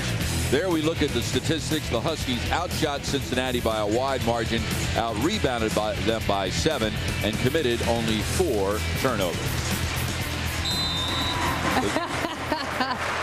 You can't say it's too loud in here, right? There's a good-looking family. My in-laws are there. My daughter, Kathleen, is out like a light. Well, you know, she's got the future as a good sports fan, because what you want to do when you're a sports fan, there's so many games you have a tough time sleeping. Sleep at halftime. There you go. Benson has the shot blocked by Houston. Blocked by Houston. Here's Montgomery. Look at Moore run the floor ahead of everyone. Montgomery pull up. Moore kept the rebound alive. Montgomery runs it down. And a fresh 30 on the shot clock. Meg, how about Lauren Dixon in her first career start, playing 19 minutes, getting 5 assists and 0 turnovers? Well, you know, to go with her 4 points and a rebound, just great minutes. Oh, great contribution from the freshman. Just jinxed her. There's your first turnover. Because entering the game, she had 9 assists and 18 turnovers, which is not the least bit unusual for a freshman. And that's the one thing, her new role, they need her to take care of the basketball. Yeah, she doesn't have to do anything superhuman. Great pass from Tina Charles to the wide open Sharday Houston. And Kelly Hall does not like what he sees in the first 70 seconds and is immediately going to get a timeout. Cincinnati looking for its first Big East road win since last January 23rd against Georgetown. Nice look from the big fella Charles to Houston. UConn looking for its first 17-0 start since the 2002-2003 season, a season which ended with the second of 3 straight national championships for the Huskies. No women's college basketball team has ever won more than 3 in a row. Benson with the miss. Offensive rebound, Grabowski. Jacobs, who was the Gatorade Player of the Year in the state of Ohio as a senior. Jill Stevens back to Jacobs. Raudebush, cross court, Stevens. Back up top to Jacobs. Shot clock at 10. Kick out Benson. Wide open 3. That was terrific offense by Cincinnati. Nice patience, side to side. They got the shot they wanted, just couldn't knock it down. Houston with her 6th rebound, and that equals her season high. At 6 against Louisville last Saturday. Rebound, Tina Charles. And here's Moore. I think Moore's going to be playing a lot of minutes down the stretch. Montgomery, by the way, played the full 40 the other night. Yeah, look for Montgomery's. I mean, she's, because of the fact that that 2-guard position doesn't have a lot of bodies now, Montgomery's going to have to play a lot of minutes. Houston with the miss. Rebound pulled down by Raudebush, who missed her entire freshman year following shoulder surgery. Her older sister, Erica, played basketball at Cleveland State. Jill Stevens with Houston's hand in her face. Didn't matter. What a shot. Jill Stevens, when she was a senior in high school, was the runner-up in the voting for the Player of the Year in West Virginia. The winner was Renee Montgomery as Houston lays it in. A nice take there by Sharday Houston. Again, every little bit she can do to create some confidence for herself will mean so much for the Huskies down the stretch. Jacobs for 3. Rebound. Houston tried to keep it alive and did. It was last touched by Jill Stevens. There's a look at Houston. Got her hair cut this year, maybe a month or 2 ago. And she was very long now compared to the way it was. Well, and she has that band across the front, which she jokingly said, yeah, I shaved my hairline. I'm like, what? She goes, no, Meg, it's just a band. Maya Moore with 21 points off the gorgeous pass from Houston. So Moore now with 20 points for the 6th time in her first 17 collegiate games. Sharday Houston is a really good passer, and the more minutes that she plays, the more we will all see that. Raudebush took 1 step too many. You know that watch, text, and win question today? In a couple of years, I think there's going to be selection D, number 23, yeah, Maya Moore. What do you think? Well, no question. And as long as you can get some nice passes like that, and Maya Moore moves so well without the ball. Dixon. Ooh, got her 6th assist. Yeah. Houston there got that one to roll. It is nice to be home.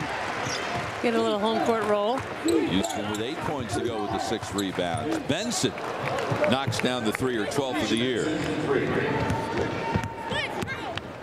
She made the Big East Weekly Honor Roll back on November 19th following a 25-point game against Valparaiso.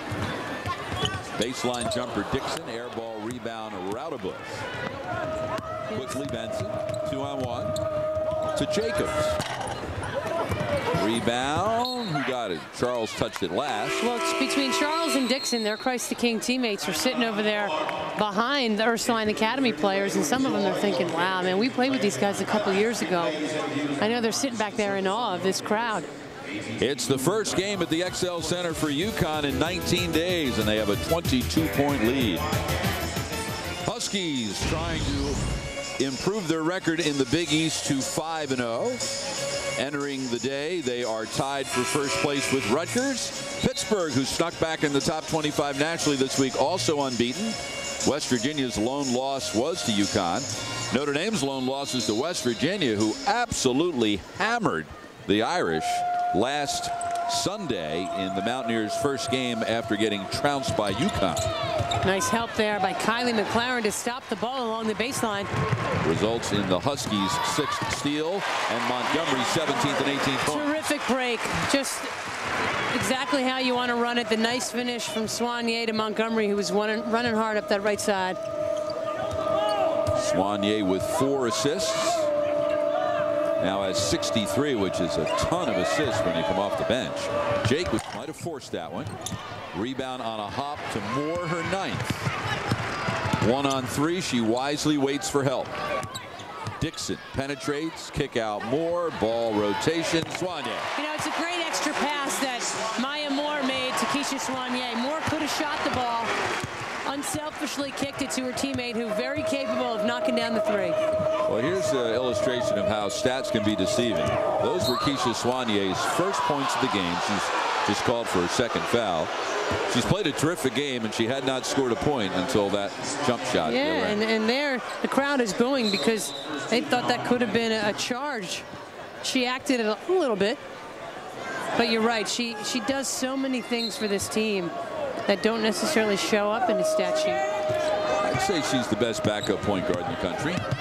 Without a doubt. 2nd foul on Soignier, 1st on UConn. Kelly Hall was saying, you know, on top of everything else that UConn does that's good, he says they never foul. They never put you at the foul line. He says they play great defense. They lead the country in defense, and they never foul. UConn's committed 5 fouls today in 25 minutes. In fact, that's what he's thinking right now. They never foul.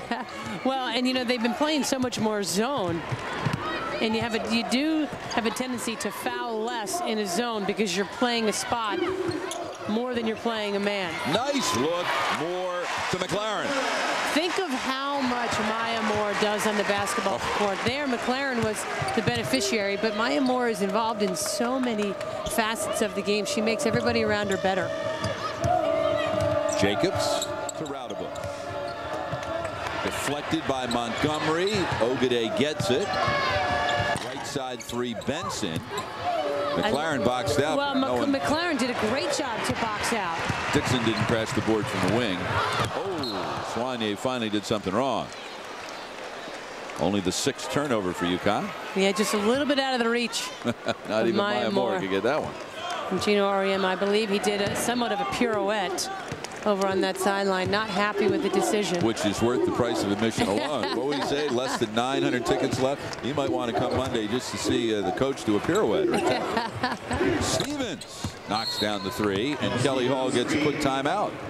Well, it's important for Cincinnati now to not stop playing, and while they may not be necessarily thinking, okay, we're going to fight back and win this game, but what they're going to do is continue to work on their game, whether it be offensively or defensively. And similarly, this end, this guy, he's thinking about right now what they need to do, but he's always got in the back of his head what we need to do for future, whether it be for Monday or the Big East tournament or the NCAA tournament.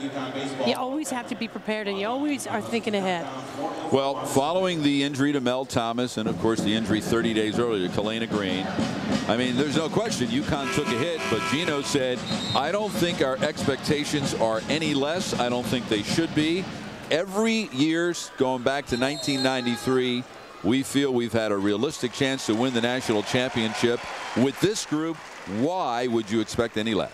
Well, and that's where the depth really pays off for them, because they were so deep. Well, now they're not as deep, but they still have a lot of great players, and they still will contend. And, you know, what a lack of respect you'd show the rest of your team if you think, gosh, we really don't have a chance to win now. Well, you win with what you got. That's what you have to do. Cross-court, Moore threw it away. Here's Jacobs ahead of everyone. That was her 28th steal of the year, tops in the team. And remember, this is Cincinnati. Think about what Carolina will do if you throw passes like that consistently. They'll have a field day of layups on the other end.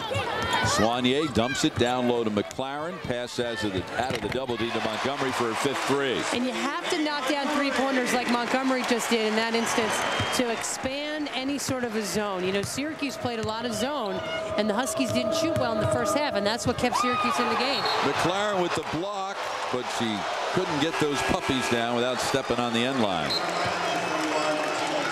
Nice block shot, though. It was a tremendous block. What you have to be careful of there you see the night and the great hustle, but you got to be careful to pass the ball there under your own hoop, because now you're putting your team at a disadvantage. You could be getting one of those inadvertent assists.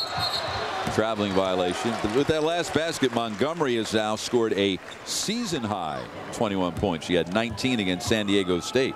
Remember, Meg, this is a pretty good team last year. Went to the Elite Eight, and she was the leading scorer in the team last year. Absolutely. You know, Renee has had a roller coaster of roles on this team this season, where initially it's get more people involved as the point guard, and now, and then it was shoot a little bit more, and now it's okay. You know, you got to pick up some of the slack from Mel Thomas being out.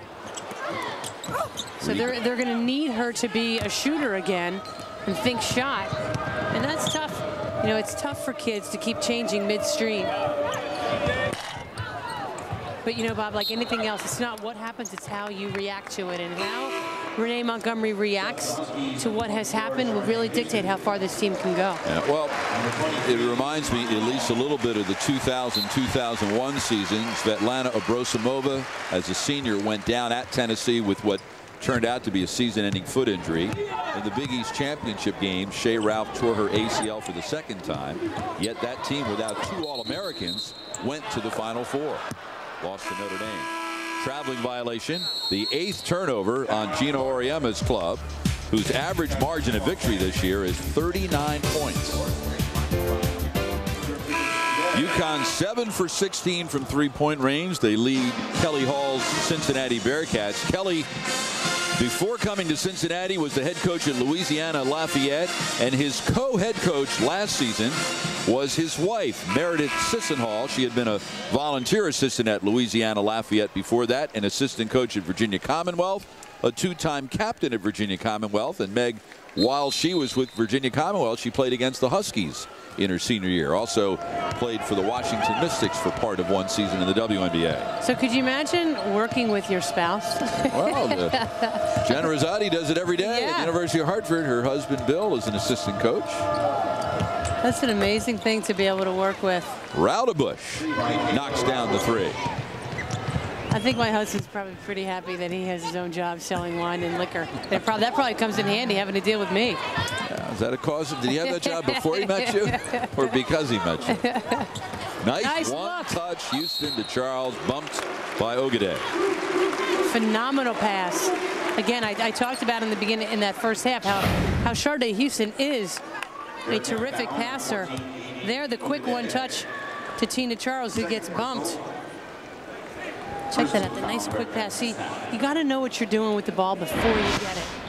And that's a great example there that Houston caught it. She kind of saw the play develop in her head.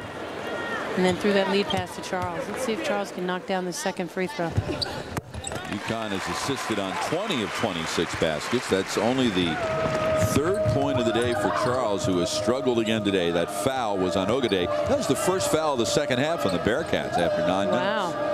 Well, you know, Charles has struggled, but you have to remember, too, UConn has taken 16 threes. So they've got a lot of their points from the outside. 14th turnover for the Bearcats, who are dead last in the Big East in the all-important turnover margin category. McLaren to Montgomery. Here's Soignier up top. Moore getting a rare rest. McLaren cut for the hoop, couldn't finish. Charles DeBush, she got hammered, didn't she? I thought so. McLaren with the putback. It's important for these guys to get in there and mix it up. And you know, continue to shoot. You know, you can't worry about the whistle being blown. You got to just try to finish, no matter how hard you get bumped. Think about how physical Monday night's game is going to be. Jacobs for three. Long rebound, Houston. And that's a season-high 7. And speaking of that Monday night contest with number 3 North Carolina, less than 900 tickets remaining, so tickets can be purchased at UConnHuskies.com. McLaren to Montgomery. Soignier, wide open three. McLaren, she does a great job chipping the ball to herself off the offensive glass. And there she wisely didn't commit the over-the-back foul. That's a new career high for Renee Montgomery with her 6th three-pointer of the day. And she's got 24 points, which is a season high. She might be thinking, I like this 2-guard position better than the 1. Ogade. I still like the fact that Keisha Soigné keeps getting down there into the lane to rebound the ball defensively. Make it 7 threes in 10 attempts. 2 for 12 Tuesday night. She's just feeling it right now, Bob. You could tell that when she catches that ball, she's thinking shot because she knows it's going in. And I love that Maya Moore is up on the bench, clapping like crazy. And that's a career-high 27 points for Montgomery. Jacobs with the miss. McLaren with the rebound, her 7th. She's been great off the bench. Montgomery. Soigné tries to keep it alive, but it's an over and back. And that's okay. That's a good turnover. That doesn't give Cincinnati the opportunity for a fast break layup. 9th turnover for UConn. Houston leaves. So does Soigné. Cincinnati's got to be wondering, what did we ever do to Kylie McLaren? She, in 2 career games, and this one's not even over, she has been unbelievable against the Bearcats. Well, what I like too, when Sharday Houston went over to the bench, I know a lot of fans here are watching. Coach Oriema gave a big slap to her backside as she went off, congratulating her for a job well done. Stevens with the miss. Maya Moore back in, and she just earned herself a double-double with that 10th rebound, her 5th double-double of the year. Montgomery inside the 9-minute mark. Low block Charles. Very aggressive move to the hole. And guess who got the offensive rebound? She gets called for the walk. As you can see, the crowd likes the call. Can scratch that call off the list of walking calls on UConn that the home crowd likes. Scratch it right off. McLaren with that rebound now has equaled her season high of 8. She gets a lot of rebounds per minute. Yeah, she's real active out there. She's just a really smart basketball player. Benson, McLaren with another block. You can just tell she's active. You know, she always sees the ball, sees her man. You can tell she's really on her game today. She's just, when you can get involved like that, you know, you see it's not, she just is coming out of nowhere to block that ball. That's someone who's just really mentally into the game. Charles rebounds the Stevens miss. That was the 3rd block shot of the game for McLaren and the 6th for the Huskies. Down low, Moore to Charles. McLaren with another offensive rebound. Well, it started with, I think they're trying to get the ball to Tina Charles to get her to get something going. I like the strong move. She couldn't finish it, but there, McLaren there once again. And there Tina Charles gets called for the foul. Foul on Charles, her 1st, and only 2 on the Huskies here in the 2nd half. They have this one under control. UConn's ranked #1 in the country for the 4th consecutive week. Tennessee is 2, but the Huskies have a lot of company from their Big East brethren in the top 25. How about that? You know, I get aggravated when people say that, you know, that whether it's the SEC is the best league in the country. Well, look at what the Big East has got there. I mean, West 6. Virginia, I mean, come on. 6. Nobody else has. Nobody else 4. can boast that. So kudos to the Big East. Including 2 of the top 5 with Rutgers at #5. Rutgers will be next for Cincinnati on Tuesday night in Cincinnati. Shot clock. Oh, no. The students See, are you playing bought trick. into it. Nice job by the students. They're counting down the clock when it was about 15 more seconds. Bearcats turn it over for the 15th time. And then Dixon gives it right back. Here's Benson to Roudabush. Hoists the 3 and knocks it down. Well, I just love how Roudabush, how strong she is. She gathered herself as soon as she caught that, and the smooth stroke. Coming off a 14-point effort against Louisville. Team went 1 for 19 from 3-point range in that loss to the Cardinals on Tuesday. Moore drives, leaves for Montgomery. Another 3. She finally missed. But the offensive rebound by Moore, her 11th rebound of the game. Nice Down pass. low, Moore to Charles. Blocking foul on Benson. And that just shows you how nice Tina Charles is, which is, she just helped up Benson. Now, nothing wrong with that. It's a wonderful gesture, and that just is an indication of how nice Tina Charles is. Most kids will just get to the huddle and not worry about it. McLaren to Montgomery. Leaves for Moore for the baseline jumper. Another rebound for McLaren. She has been all over the place. And see what allows McLaren to get so many offensive rebounds is how active her feet are. And then you look at her and you say, well, gosh, I don't think she's that quick. But you know what? Deceptively quick. She is deceptively quick, and she does it in such a way that you can't call her for the foul because she goes by the defender. And there, Cincinnati didn't box her out. And if you don't actually get a body on this young lady, she's proven here today that she will find a way to get around you to get the offensive rebound. Montgomery departs with a career-high 27 points and a career-high 7 3-point baskets. And some words of encouragement from her head coach. Kylie McLaren today has a season-high 9 points, a season-high 10 rebounds, and Megan 6 of the 10 off the offensive glass, and she gets a big hand as she leaves. Well, and you know, that's all that these guys have to do, you know, to try to replace the 2 players that they lost to injury. You know, you're not asking for anything superhuman, but just come in, get those offensive rebounds, make things happen just a little bit here and there. It makes a huge difference as a whole. With that free throw, McLaren now has 10 points, and that gives her her 2nd career double-double. 3rd time she's scored double-figure points in her career. 2nd time she's had double-figure rebounds. Nice anticipation there by Megan Garlow to knock that ball out of bounds. Again, those are some of the things that Megan's going to have to do to make her presence felt in this lineup. Jacobs with the shot clock at 3. Rebound knocked out of bounds, last touch by Cincinnati. You know, Gardler thinks that, you know, she's always been a 3-point shooter, that she's got to knock down shots. But you know what? That's not necessarily her role. Like, if you have the open shot, take it. But her job is to pass the ball, make good decisions, play great defense, mix it up, rebound the ball. Oh, nice cut by Moore. Gardler baseline. And as she goes, she'll draw the foul. See, nice aggressive play. Get into the lane, get fouled. Megan Gardler's one of those kids. She always finds her place at the right, finds herself in the right place at the right time, and she makes things happen. Sort of like a coach's kid, huh? Yeah, right? Dad, buddy, Coach Gino Oriema at Bishop Kenrick High School in Norristown, Pennsylvania.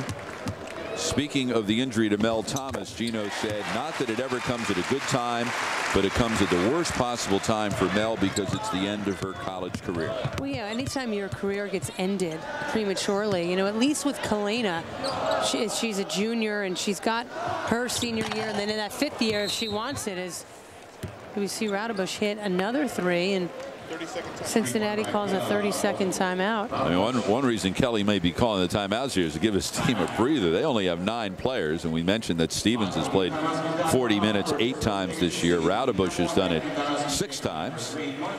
But there you see in the background behind the UConn bench, Kalena Green and Mel Thomas. And Gino Oriema said ligaments, teams, seasons, everything is fragile. You have to handle it with care, and even then, sometimes it breaks.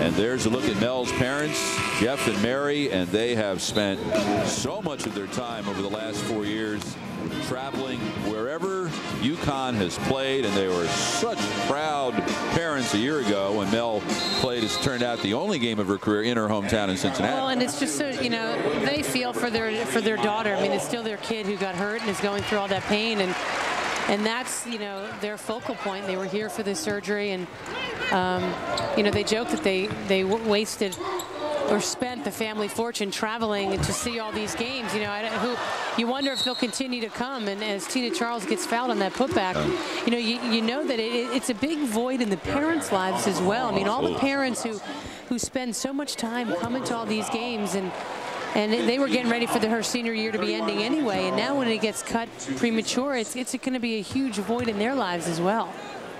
Well, last year when UConn played in Cincinnati, there were all kinds of stories about how Mel's parents, how I guess it's her dad, who he's the airline fare bargain hunter extraordinaire. Oh yeah, spends a good part of his life hunting for deals.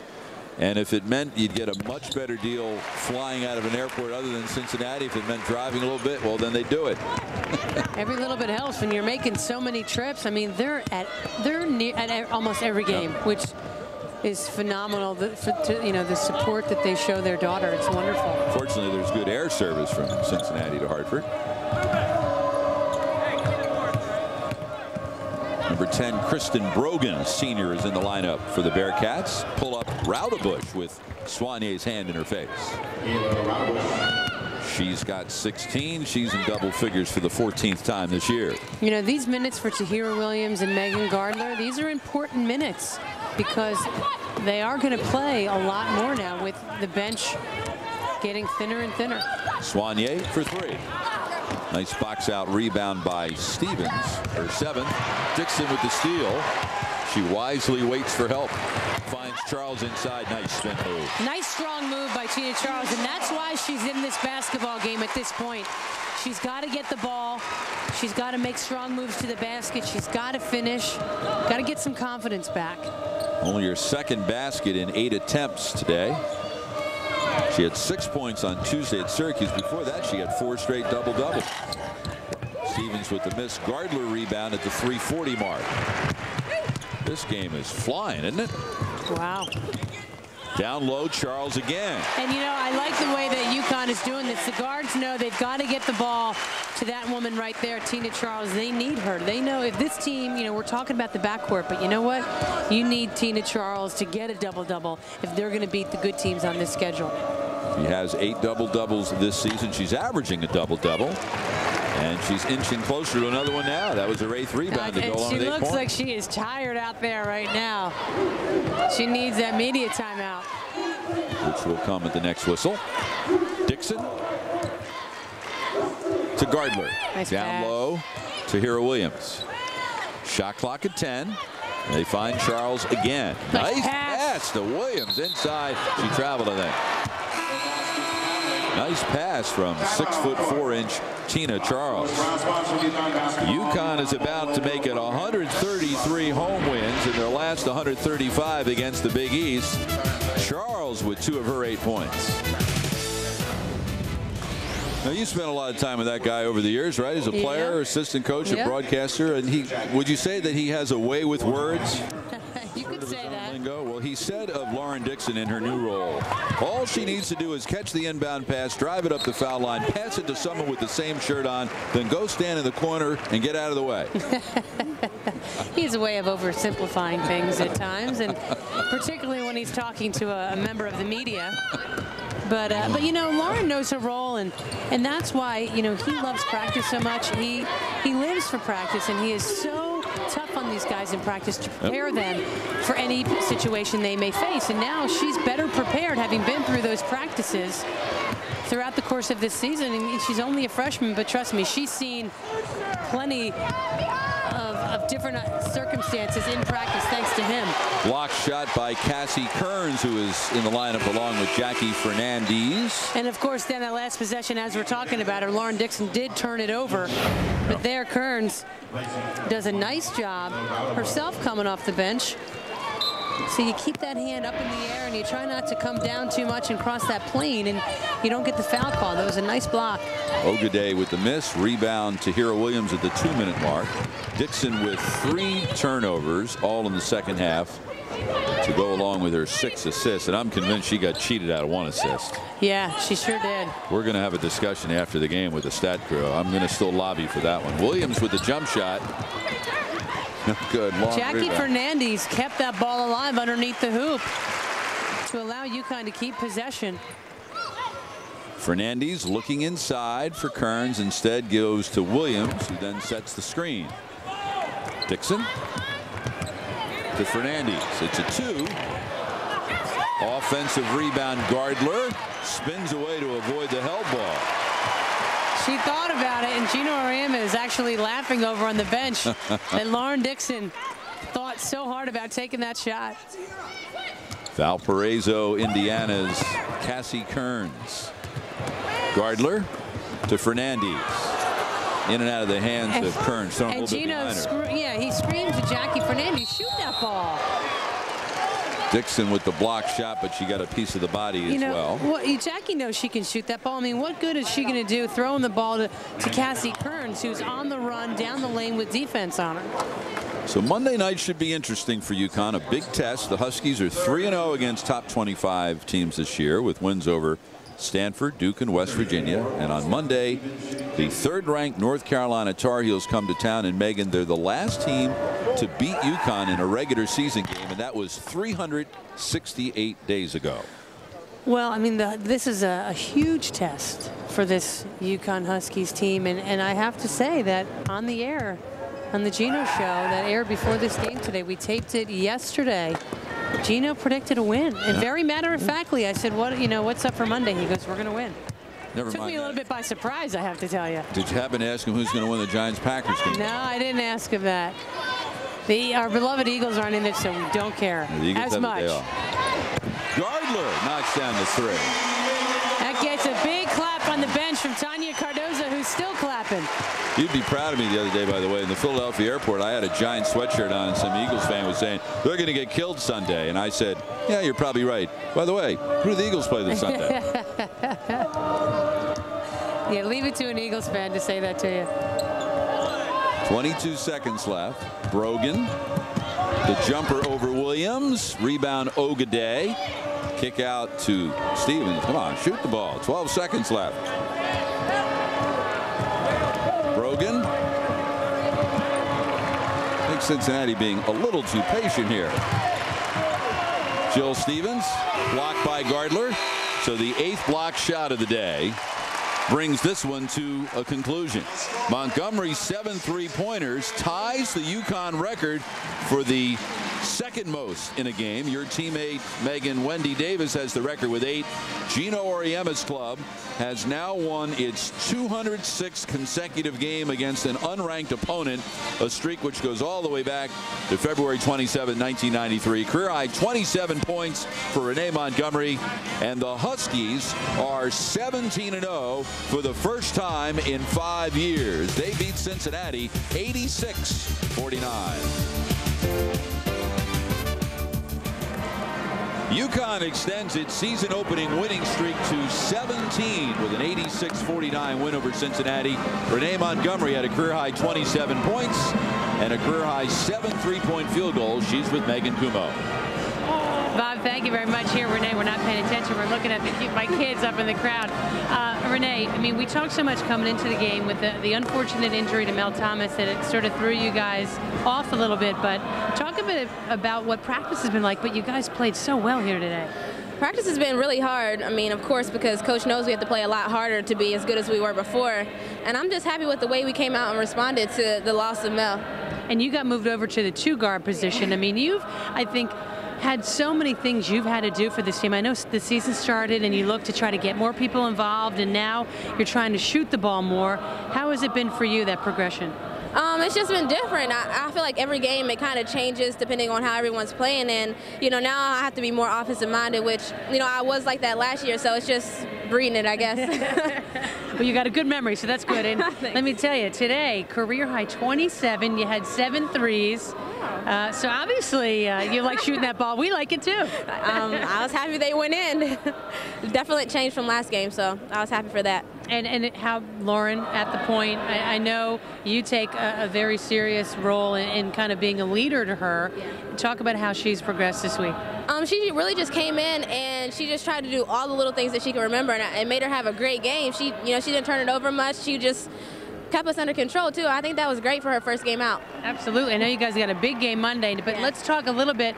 Tina Charles, I know, has been struggling a little bit, and I know there's no one harder on her than your coach. Yeah. But it looked like she was in there later in the game, and looked like everyone tried to get her the ball to try to get some confidence going. Yeah, definitely. I feel like in the end of the game, they tried to get her some points and get her going, because we are going to need her next game. North Carolina is a tough team, and we're going to need everyone. I mean, we're down 2 great players, so we need everything we can get.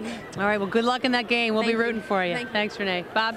Okay, Megan, Renee Montgomery, as you mentioned, 27 points, 7 threes, played 34 minutes. Maya Moore, 21 points, 19 in the first half, 11 rebounds, 5 assists, her 5th double-double. Kylie McLaren off the bench with a season-high 10 points, a season-high 10 rebounds, her 2nd career double-double. And Lauren Dixon in her 1st career start had 4 points, a career-high 7 assists, and only 3 turnovers in 35 minutes. UConn 10 for 22 from three-point range. Kayla Raudebusch led Cincinnati with 16. The Bearcats slipped to 10-7, 1-4 in the Big East. They'll host 5th-ranked Rutgers Tuesday. UConn 17-0, 5-0 in the Big East. They'll host 3rd-ranked North Carolina Monday.